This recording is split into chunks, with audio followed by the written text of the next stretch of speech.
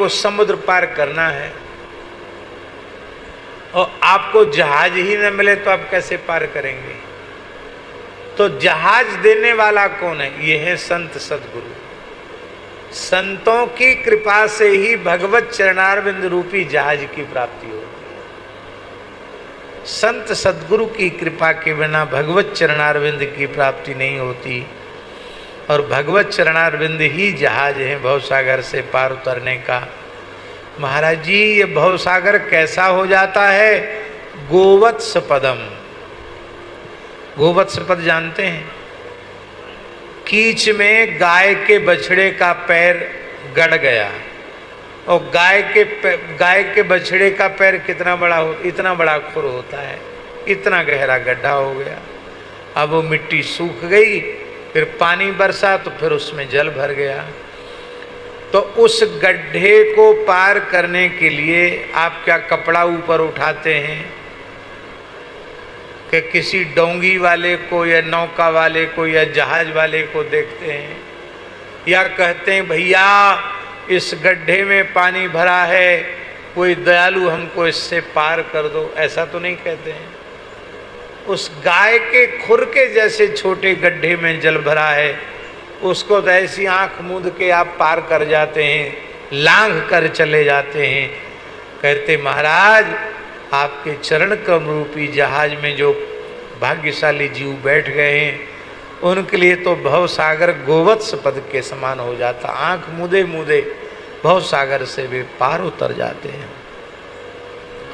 और महाराज जी बड़ी विचित्र बात है कि स्वयं तो वो पार हो जाते हैं, औरों के लिए भी नौका स्थापित कर जाते हैं।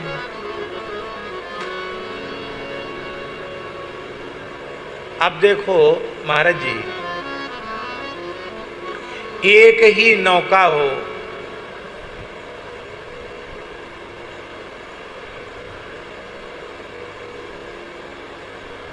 तो एक व्यक्ति तो बैठकर उसमें पार होकर पल्ली पार चला जाएगा। अब दूसरे तीसरे जो वहां खड़े हैं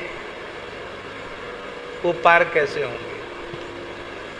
क्योंकि नौका 10-20 नहीं है, नौका एक ही है।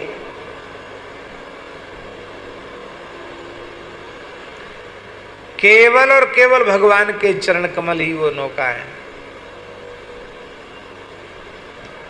तो वे भक्त पहले तो उस नौका में बैठकर पार उतर जाते हैं, फिर उस नौका को वहीं नहीं रख लेते हैं, उस नौका को फिर से संसार के तट पर भेज देते हैं कि अरे जीवो घबराओ मत, फिर इस नौका में बैठो, फिर भगवान के चरणों तक पहुंच जाओ। तो स्वयं समुत्तीर्य सुदुस्तरम द्युमन, हे द्युमन स्वयं सुदुस्तरम समित्तीय भवार्णवम।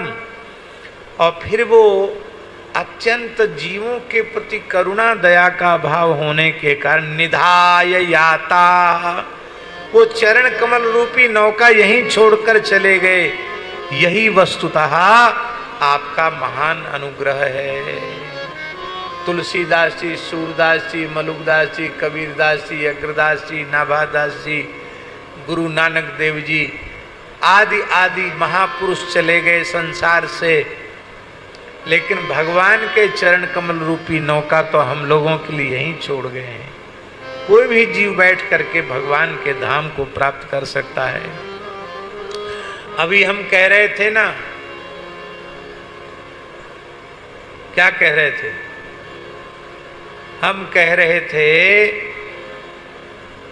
कि जो लोग ज्ञान कर्म योग आदि साधनों के बल पर जीवन मुक्त का अभिमान लिए घूमते हैं, वे कथनचित इन तीव्र साधनों का आश्रय लेकर के किसी उच्च साधना की सिद्धावस्था को प्राप्त भी कर लें, किंतु यदि आपके चरण कमलों की शरण उन्होंने ग्रहण नहीं की है, आपके चरणों का आश्रय नहीं लिया है, तो पतंत्यधा अधप पतंती, वो नीचे गिर जाते हैं। क्योंकि अनादृत युष्मदंग्रया, आपके चरण कमलों का तिरस्कार, आपकी भक्ति का तिरस्कार करने के कारण वो नीचे गिर जाते हैं। इसी श्लोक का भाव लिया है तुलसीदास जी ने, ये ज्ञान मान विमुक्त विमुक्त भव भय हरणि भक्त न आदरी ते पाए